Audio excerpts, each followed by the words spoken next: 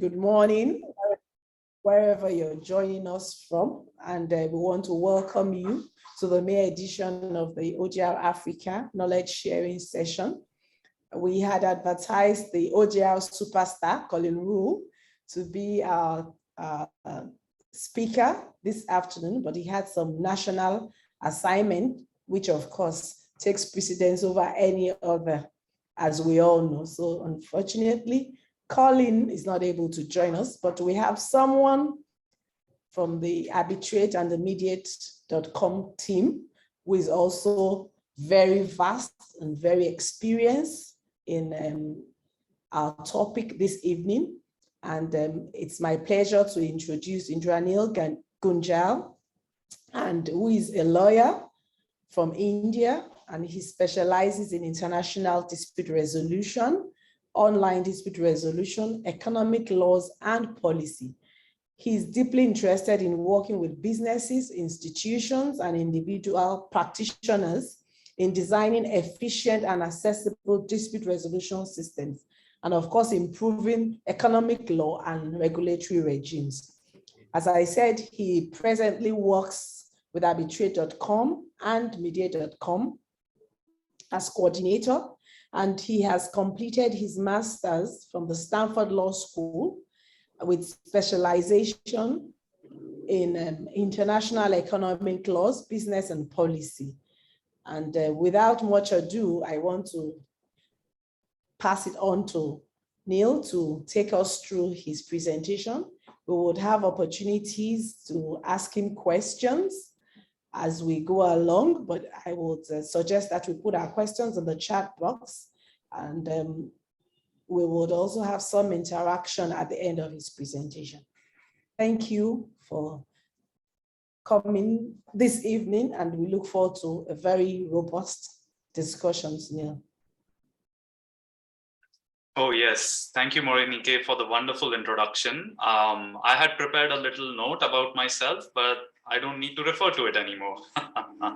Well, hello, everyone. It's great to see you all. And I'll be presenting on behalf of Colin, so I hope to do my best. And as Morenike said, I'm a lawyer from India. I've completed my master's in the United States at Stanford University. And now I'm working with Colin at arbitrate.com and mediate.com. So yes, I would like to begin my presentation. And if you don't mind, I would like to share my screen. Yes, here we go. So can everyone see the PowerPoint? Oh, good. So yes, I'm here to talk about cybersecurity and online dispute resolution. And to kick off, we must mention why we are talking about cybersecurity. As we all know, the global COVID-19 pandemic has made us transition to an online workspace all the more. And this has made all issues related to cybersecurity very important. All throughout, we have taken cybersecurity measures to protect our workspaces online. But in today's world, they may no longer be adequate, and which is why we have to rethink about our policies and rules that we have in terms of cybersecurity. This is also due to a number of cybersecurity attacks that are occurring all over the world. They are growing in number as well as complexity. So to help with this issue, we at arbitrate.com, along with Colin, have prepared a list of top 10 recommendations or tips that can help all of us improve our cybersecurity policies and make sure that our data as well as our clients' data is protected in this online world. So to begin with, I would like to go through the list 1 to 10. And of course, we can keep this as informal as needed. And at any point, if anyone has any questions, please feel free to interrupt me. Please feel free to put them in the chat, and I will do my best to address them within the presentation. And of course, after the presentation, we can have a detailed discussion on some of these issues as well. So yes, number one, the first recommendation we have is to draft cybersecurity policies, protocols, and procedures for your practice, and to ensure that you're in compliance with the relevant laws and regulations. Now, to start with, we have this recommendation to make sure that everyone within your office is on the same page. There is great value in noting down a cybersecurity policy for your office and for your staff. Now, this does not have to be very technically detailed. What you need to do is have an idea of what are the industry best practices or guidelines, and note them down and share them with your staff and have it as an official policy document. So whenever there are any questions about cybersecurity, you can refer to the document and you know what you're doing. At the same time, a number of countries, a number of states within the countries, and all the jurisdictions are coming out with lots of internet security rules and regulations, as well as laws related to data privacy and data security. So it's a good idea to be updated on these laws, whether they are at the draft stage or whether they have already become laws, so that you know that your offices are in complete compliance with these new rules. For example, we all know about the European GDPR. It is an important data protection legislation. Here in the US, the state of California has come out with its own privacy law, the CCPA, and it is modeled after the European GDPR. So these laws lay down very strict standards of data security and privacy. And it's a good idea to go through them, to review them, see how they are applicable to your office, to your clients, and make sure that you're in compliance with them. So this takes us to number 2, and that is to train your staff on best cybersecurity practices and to designate a cybersecurity lead. Again, this does not mean that you have to delve very deeply into the technical aspects of cybersecurity, but it is good to be aware of the best practices that are there in the industry to ensure that your offices are in line with these practices. And it is also a good idea to have a dedicated person who looks into cybersecurity or data privacy related issues on your staff. Again, this person does not have to be an expert. It is ideal if they are an IT expert or something like that. But then again, even if they are not, it is just good to have someone who is thinking through all these issues on a daily basis, is keeping track of the new rules and regulations that are coming in, of the new standards that are coming in, and making sure that your policies are in line with these new rules, and continuously thinking that, okay, these are our offices, these are our systems, and we have to make sure that they are protected, especially in an online workspace. So moving to number 3, and this is where it gets a little technical. We recommend that you regularly update and patch your software, your hardware, as well as your networks, and make sure that you rely on software platforms that ensure data security. So this is about all the various softwares and applications that we are using in our day-to-day work life. It gets a little tricky because we all have laptops, computers, tablets, smartphones, and they come with a number of amazing applications which make our life easier. For example, now we can access email across our laptops, across our phones, across our tablets, and everywhere. But at the same time, we should remember that some of these apps may not be very secure for our work, or they may not be very updated in terms of their cybersecurity practices or cybersecurity rules. So it is good to focus on some of these softwares, whether it's email or video conferencing, that put a priority on data security. For example, I'm sure many of us use Google or Apple for our email clients, and these are very trusted software service providers who have a good focus on the security of their platforms. They are constantly updating their email, they're constantly updating their security code, which forms a layer of protection around these email clients. And those are a couple of examples of good software services that we can rely on. And when it comes to data, it is also a good idea to have your office data or shared data hosted on a trusted cloud computing service. This is not only to make it convenient so that you can access it anywhere, you're not tied down to a physical location, but at the same time, when your data is hosted in a trusted cloud computing platform, you know that it is secure, because these platforms take it upon themselves. They make it a priority to make sure that their servers, that their data hosting tools are very up to date and robust in terms of their security. For example, if there is any vulnerability that comes across, they will be immediately taking a look at it. They'll be patching it. They will be releasing updates automatically, which will make sure that the vulnerability is closed off and that your data is secure. At the same time, when it comes to your local devices, like your laptops or computers, most of us may have a Windows device, and we should make sure that these devices have all updates enabled automatically. Because just as I said about cloud computing services, these operating systems in our devices like Windows or iOS, they are updating continuously. And you want to make sure that when you're using these devices, these updates are coming in continuously as soon as they are released.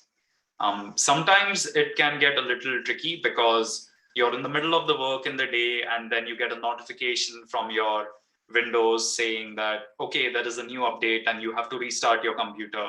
And you don't want to stop that because you don't want to do that because you will have to interrupt your work. But at the same time, it is important to know that these updates are essential as cybersecurity threats are continuously evolving. So even if the system is very secure today, this week, this month, it may not be tomorrow or next month. And that's why it is key to have these updates come in automatically and make sure that your operating systems are continuously updated to the latest patch, to the latest security patches and tools. Again, I should mention that this is a little technical, but you don't have to be an absolute tech genius to go about any of these things. Thankfully, these softwares, whether it's operating systems or cloud computing, they have made it easy for all of us to make sure that they are up to date. And this is more about using all the services that they provide to us already. For example, automatic updates, scanning for any bugs, scanning for any vulnerabilities. All of these features are already there in these systems, and we should make the best use of them. So now I would like to go to number 4. And yes, this is audit and review access rights amongst your staff so that you know exactly who has access to what particular case or work or project. We have seen this many a times in organizations and offices that when there is a staff, almost everybody has access to almost everything. And of course, this is very convenient so that whenever somebody has to work on a particular case or work on a particular project, you're not worried about whether they have access to it or not. They can immediately come in and start working on it. However, in terms of cybersecurity, I think it is a little important to be mindful of this. What we believe is every staff member should have access to the work only to the extent that they need for that particular case or that particular project, but nothing more than that. This ensures that you are aware of which staff member has access to which particular case, which particular project, and how much of an access they have. If the entire staff has access to everything, then not only does it create a few vulnerabilities, it also makes it very difficult to keep a track of who has access to what. And that may lead to multiple points of failure within the system and will be tricky to manage in case there is some issue. So it's best to have limited access to staff members depending on what cases and projects they are working on. And at the same time, to make sure that your access is appropriate, you can have like a bi-monthly or a quarterly review of access rights within your staff. This will help you keep a track of which staff member is accessing which case and which project. And subsequently, if a case is over or if a project is done, then you can modify those access rights. Or if someone has left the office or stopped working on a particular case or project, you can suspend their access rights, as they will no longer be associated with the project and they will no longer need to work on it. And this will definitely help make your life easier and also keep your system more secure.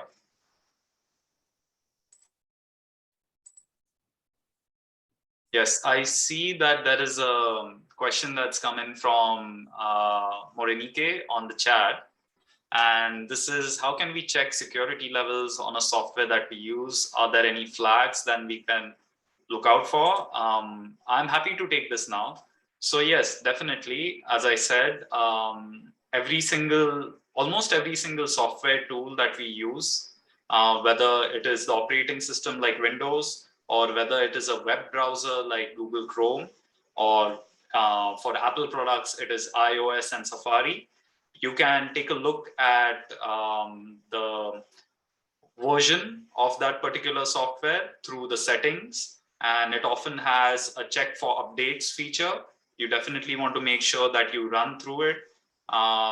You want to make sure that it is set to update automatically. So whenever there is the latest version of it, or whenever there is a security update that has come through, it will happen automatically. At the same time, if you're looking for information about the security of a particular software, that is available in the settings tab of that application as well, whether it is through version details or whether it is through about the software or more information about the software. You'll be able to click on those options and see exactly what kind of security features are available. And you can also use your operating system to scan through these software and applications which are there on your laptop or your phone, and you can make sure that those are up to date, and it can look at if there are any vulnerabilities in these applications as well. So yes, with that, I would like to move to number 5, which is to maintain access control protocols. For example, this can include monthly change of passwords, limited time of access for documents, automated logout for shared platforms, old user removal, etc. So to start with, let's talk a bit about passwords. For any online account that you have, whether it is your email, whether it is your video conferencing or any other workspace account, you want to make sure that you have a secure password. And we know how hard it is these days. We have like 20 to 30 different accounts everywhere, and it is very difficult to have unique passwords for each of them, and more difficult to remember all of them. So it's good to have a password management software. A number of antivirus programs these days come with password management software, as well as at the same time, there are some good password management softwares out there like FirstPass that you can use to generate secure passwords and also to remember these secure passwords, which are stored within that application, controlled by a master password, and it is stored securely on your device. So you don't have to worry about remembering 30 different passwords, setting 30 different complex passwords, and trying to log in, log out each time. A good password management tool really helps in having secure passwords and also storing them and keeping them safe. Another key aspect I would like to mention about passwords is that almost every account allows us to have multi-factor authentication for logging in, or two-step verification process, where when you have to log in, along with putting in your password, it also asks you to put in a code, which is either sent to your phone through a text message, or it is sent to your email, or it is sent to you through an authenticator app. Now it's important to go into the software that you're using. For example, Gmail, if you're relying on that for email, you can go into the settings, you can enable the multi-factor authentication, and you can have the code come into your phone through a text message or through an authenticator app.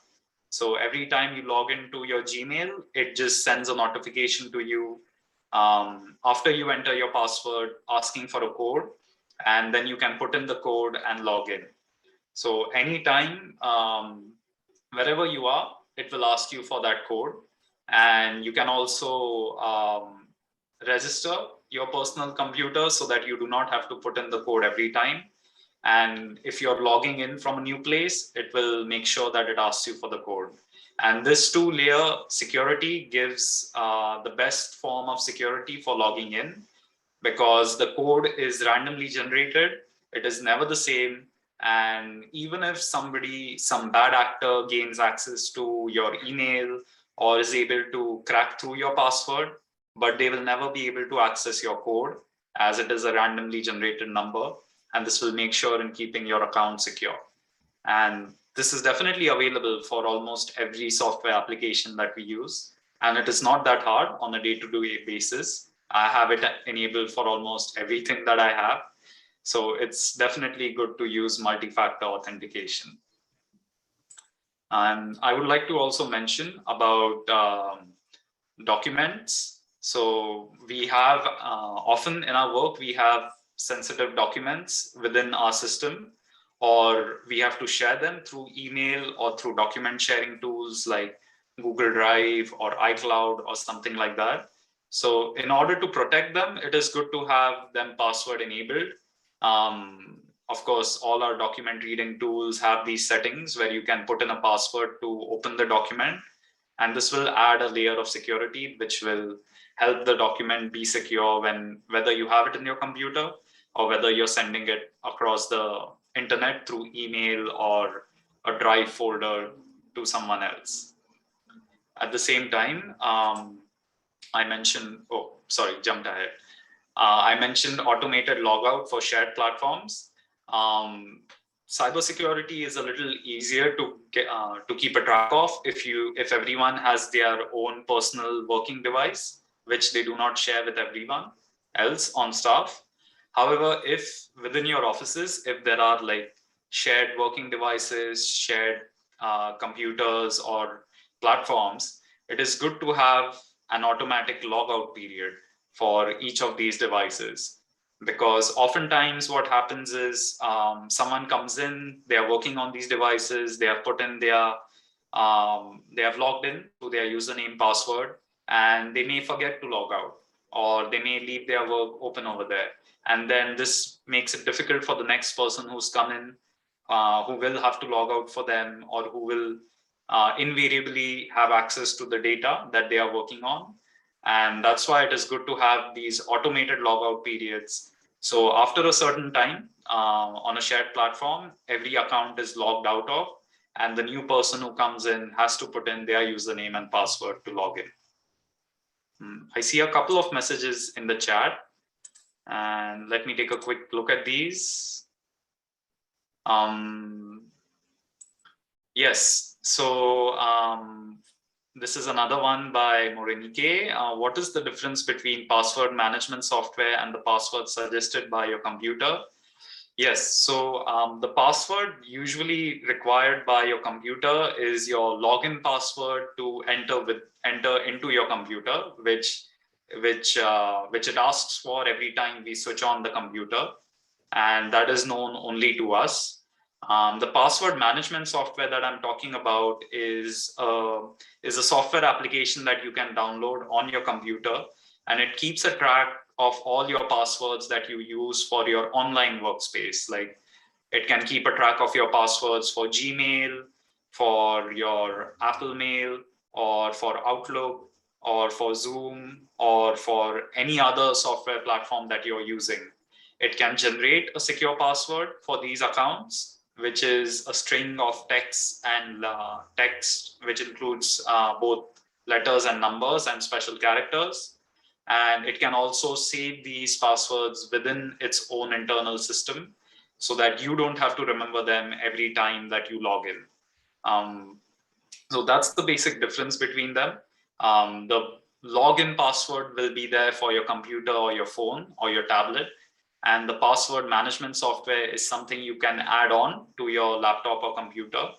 And it will keep a track of all the other passwords you're using for your online applications. I hope that answers the question. And of course, we can discuss this a little bit more after the presentation. Yes, so going ahead to number 6, this brings us to monitoring vulnerabilities by setting up alerts for unauthorized access and being aware of red flags. This is something important as well. Almost every software application that we are using has the ability to send alerts to us if an unknown user is seeking to access them. For example, if I am in Seattle right now, I'm logged into my computer and I'm logged into my email and I know everything is good. However, if somebody elsewhere in another part of the country, in California or even another part of the world, say back in my hometown in India, tries to access my account, tries to access my email account, I will immediately get a notification saying that, hey, someone is trying to access your account. Is this you or is this someone else? And if it is indeed someone that I've authorized, for example, I asked my colleague or my family member to look into my account, that is all right. I can say, yes, this is trusted. However, if I am suspicious about who is trying to access the account, I can simply hit no when that alert comes in. And then that person will not be able to have access to any of my accounts. And again, the software applications today, most of them have this feature to send alerts about unauthorized access. All we have to do is go into the settings, into the password settings or security settings, and switch it on. So whenever someone else tries to log in, or we ourselves try to log in from a new device, it will send an alert, and we can be very sure that, okay, this is someone safe, or this is someone who is not authorized to access our account. The second part of this was to pay attention to certain red flags. The examples are cloned emails, suspicious attachments or links, or spoof emails. And this is a general guideline to pay close attention to the information that is coming within our system. We all know how many emails and messages we get through our email clients or through Zoom or through our professional networking platforms like LinkedIn. And some of these messages can be very suspicious. Now, these email clients do a good job in filtering spam out. They also do a good job in filtering some suspicious looking emails that come through, like cloned emails. But at the same time, they cannot do everything. So it is always good to keep an eye out for every email and message that is coming into your system and not click on anything that looks suspicious. If you happen to open it, you can report it as spam and block it. Or you can also make sure that your spam filters are working correctly. You can make sure that your email client is monitoring for suspicious emails, or you can keep an eye out for any emails that are coming in through users that are not within your system. For example, in an office, we usually have a lot of people on staff who share the organization's email. For example, my work email is at mediate.com, as I work at mediate.com. And every time an email comes in from anybody who has the email address as at mediate.com, I'm very sure that this is safe. And at the same time, if it is coming from the outside, from someone who's not connected to my organization or within the list of email contacts within the organizations, I can make sure that, okay, I'm checking it, I'm looking at it carefully and making sure that this is in fact a work email and not a suspicious email. Yes. So let me see. There's another message in the chat that's come in. Yes, this is about, oh yes, an iOS question. A MacBook, for example, suggests passwords, and I just wanted to know if the password management software has any further advantages. Yes, if your MacBook is suggesting passwords for your online accounts like emails or whether it is Gmail or Outlook or for any other online application that you're using, that should suffice. If it is suggesting secure passwords, if it is storing these passwords safely, and you have a master password that you can use to access all of them, that should be sufficient. However, for example, I don't think Windows does this by itself. I haven't seen it really provide this service. So if this is not available on your device, it is a good idea to have a separate password management tool to do so.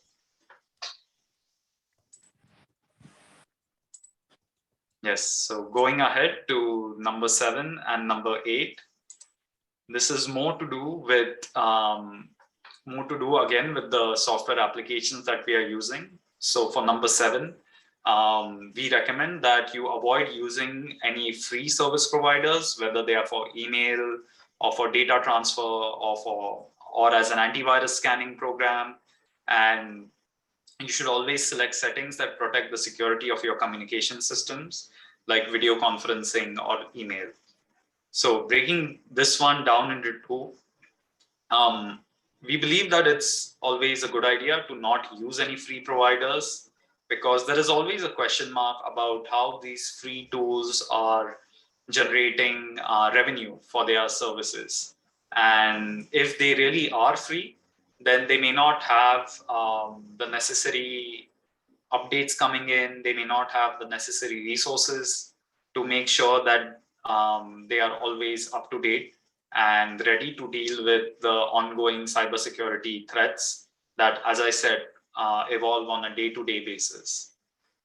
These free tools may be okay for some personal work where you're not sharing any personally sensitive or confidential information or client information. But for your workspace, it is really important to use a trusted software provider, which usually will not be free of charge, as they will have the responsibility of making sure that your data is very secure. And the same goes for antivirus programs. There are a number of free antivirus programs out there, but again, there is a question mark about how good they are and how they generate their revenue. So this does not mean that you have to go online and purchase the most expensive email client or the most expensive antivirus program out there. There are a number of options which are not so expensive, but at the same time, they provide good security for your tools.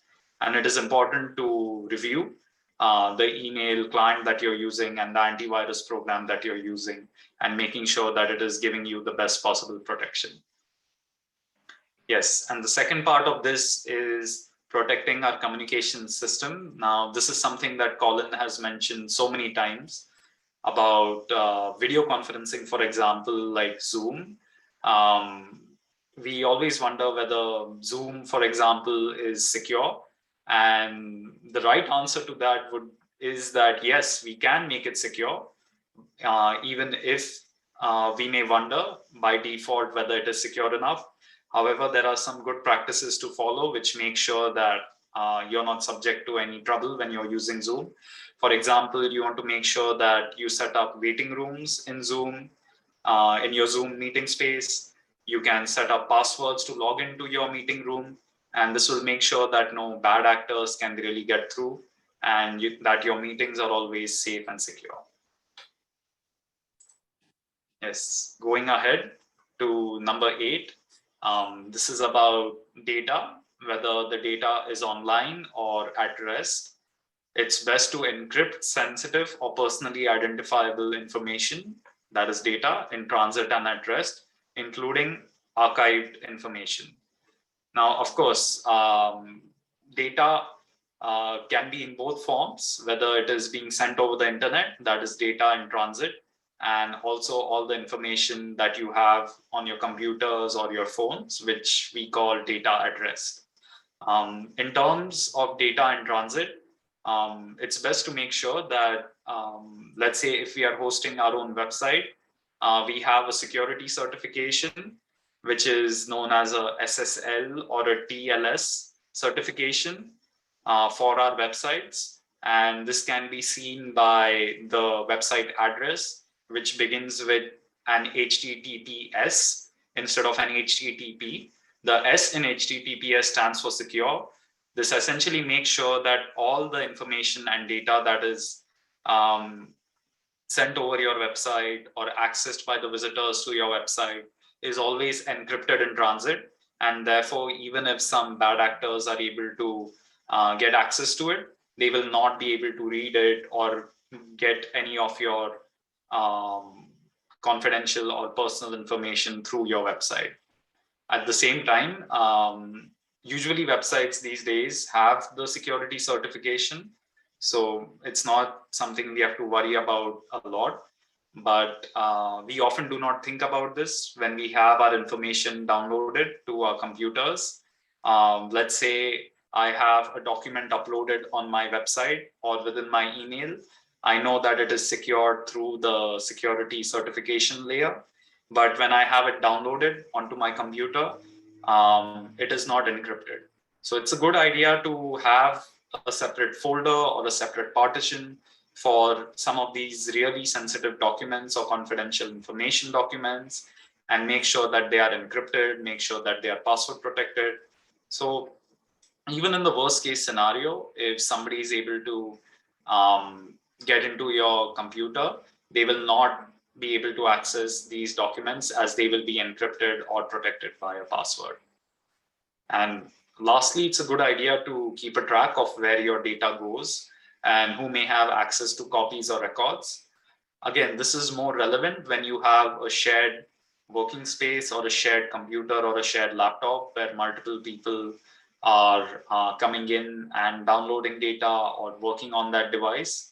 So you know exactly who is accessing which particular documents, who is accessing the information of a particular case, and where exactly that data is going.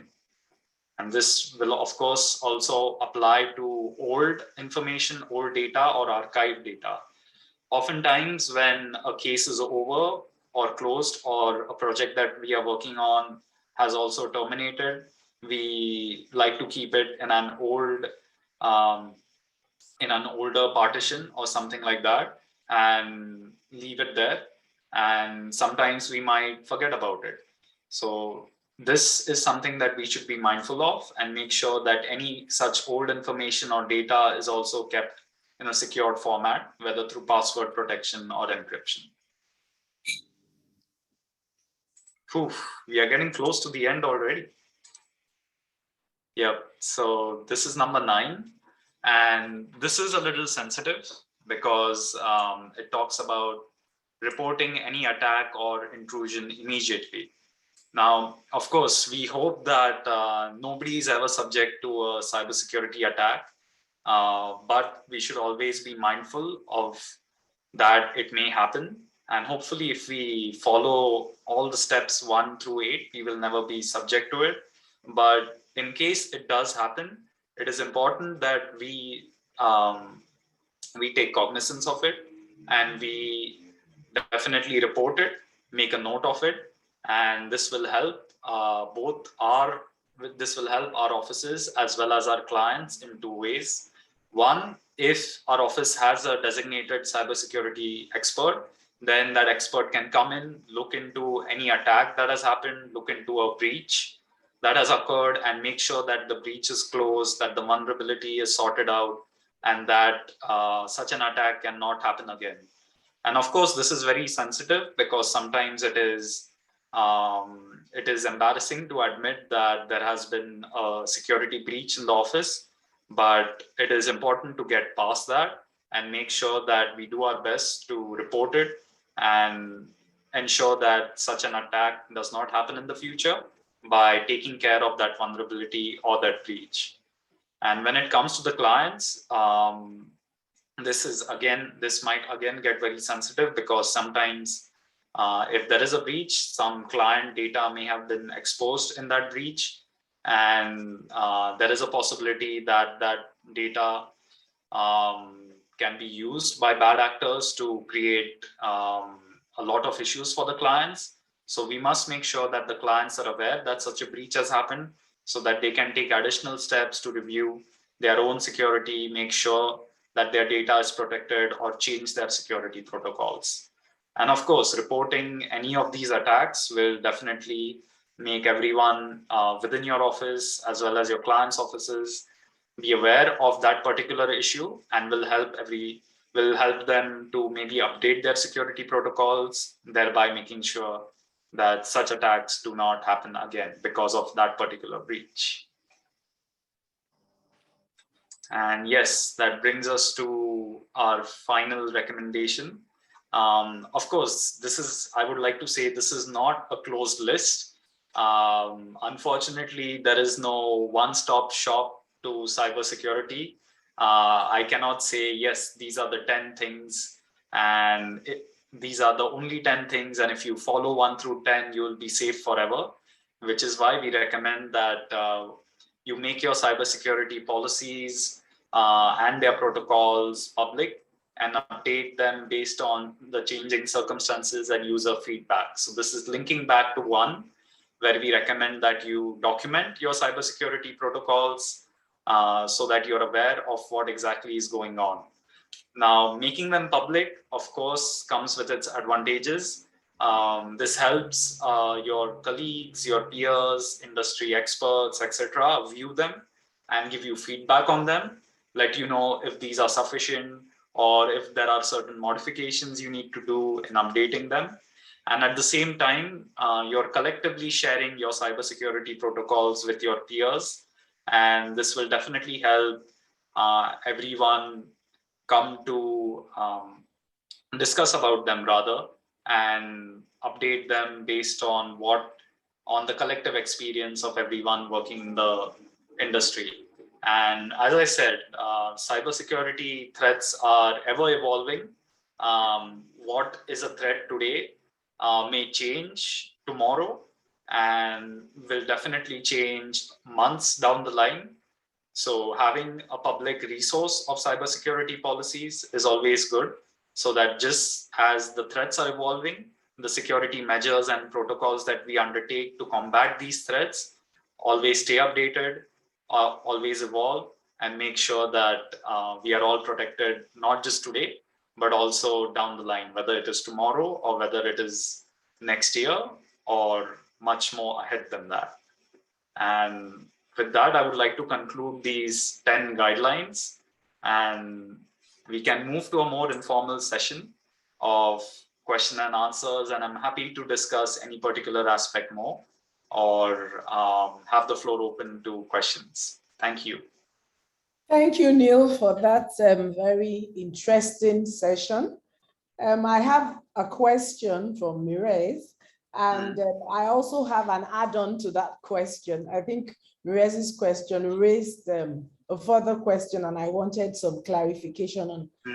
Then we'll then open up the floor and see if anybody else has any questions, and they can just indicate by raising their hands electronically. But the question is, do you need to purchase a software to encrypt your communications, or can you do it from existing functions on your PC? And then the add-on I have is that, how do you encrypt? I know it's very easy to password a document so that nobody else can. Do you have to learn how to code to be able to encrypt your documents? Or can you throw more light on how you encrypt? So if you can just take those two for us, please. Thank you. Yes, definitely. So in terms of information being shared online, whether it is through email or through a cloud service. As if we are using a trusted email client for our work, whether it is Google or whether it is Apple, sharing an email through these tools is good enough in terms of security when we are sharing just emails. So I don't think there is an immense need for having every particular email or every particular piece of communication being separately encrypted. This is more relevant for information that we are storing on our computers. Of course, there are a number of antivirus and data encryption softwares that are available, which not only continuously scan the computer files and scan the applications within your computer for any vulnerabilities, but also provide data encryption services within that application. For example, as you said, password protecting a document is already available within Adobe Acrobat if we are using Adobe to read our PDFs. At the same time, if you want to add another layer of protection by encrypting the document, a good document encryption service, which may be a part of an antivirus service or which may be there as a separate application, can be used to encrypt these documents and store them within your computer.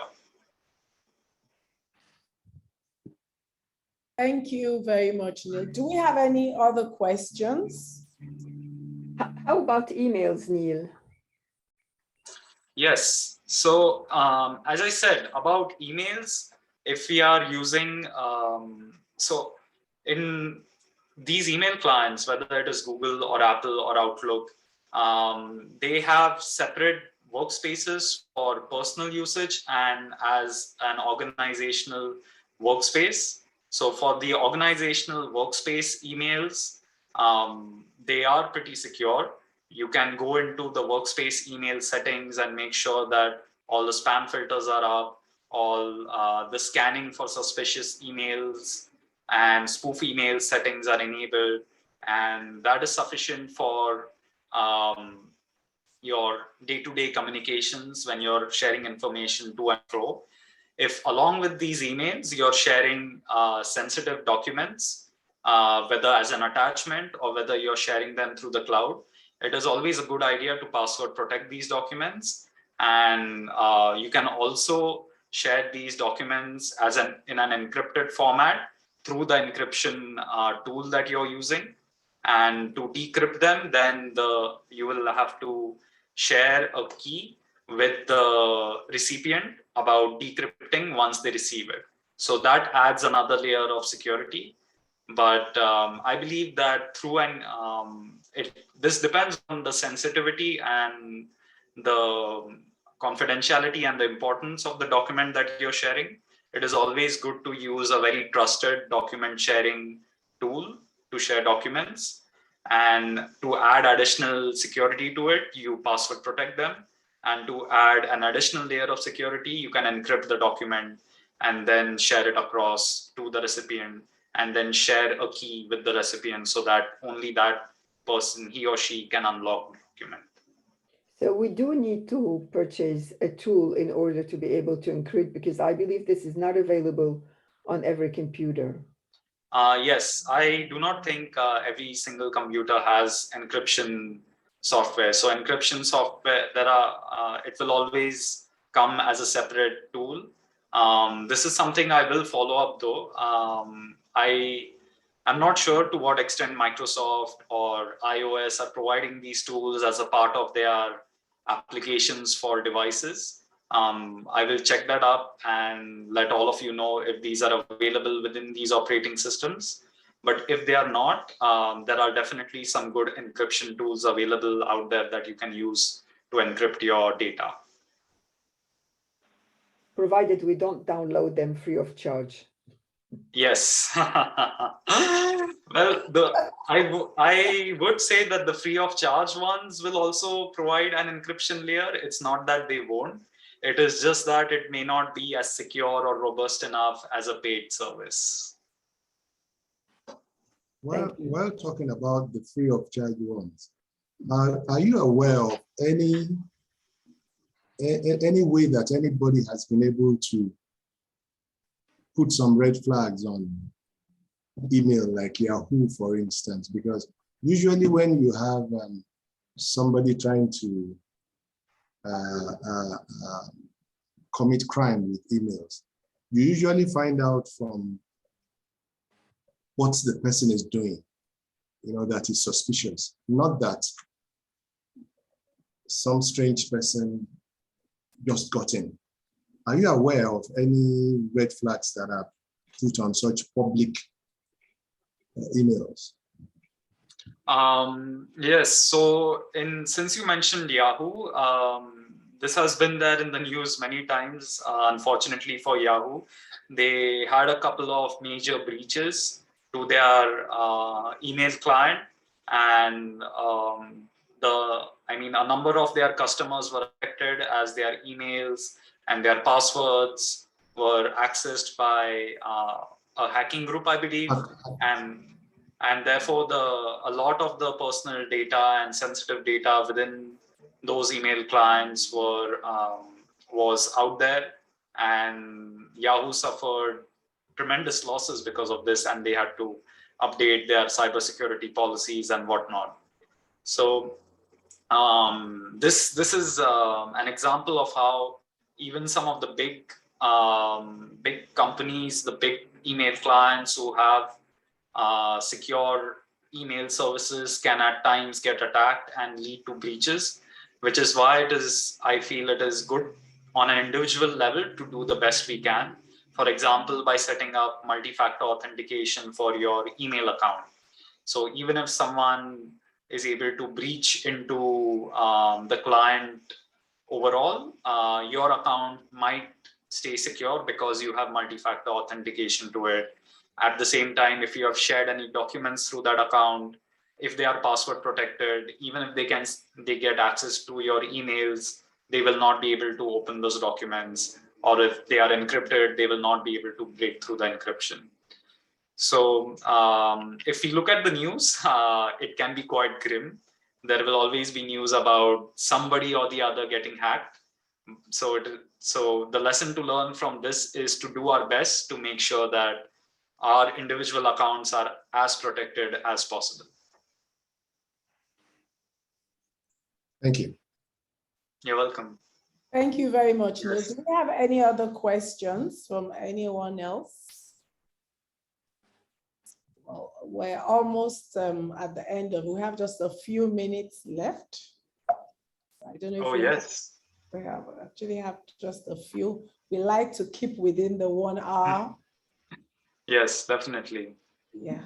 So if we don't, then maybe it'll just be a good time to say a big thank you to Neil and to say that I personally have learned so much, and I plan to take these tips and put them into practice. It will be nice to just get on your system and get into the necessary settings to ensure that you are not vulnerable or you don't leave yourselves out. There are definitely certain things that we have all learned from this session, and I believe we're better aware about how to prevent our clients' data and even our own data from the I'll call them from the good actors. You call them bad actors, I call them from the good actors around us, so that at least we are protected. So having said that, I would want to say a very big thank you to Neil. This has been very good, and to say that we would be sharing this presentation. I believe we would get it from you and we will send it with the recording as we usually do. To everyone who has registered for this webinar. Thank you very much, Neil. It's been such a great pleasure having you. Yes, thank you very much. It's been a pleasure to present before all of you. And I hope I did a little bit of justice to Colin. I'm sure he would have loved to be here, and maybe next time both of us can join in and we can have even a bigger discussion on cybersecurity and best practices for all of us to follow. So thank you so much for giving me this opportunity. Thank you, Neil. And thank you to everyone who participated. Thank you, Mirez, Juwon, advisory. Thank you, Neil. Thank you, Mirez. Always. Thank you all. Thank you. Bye. Bye. Yes. Thank you. Take care, everyone. Bye-bye. Bye-bye. Keep safe. Bye.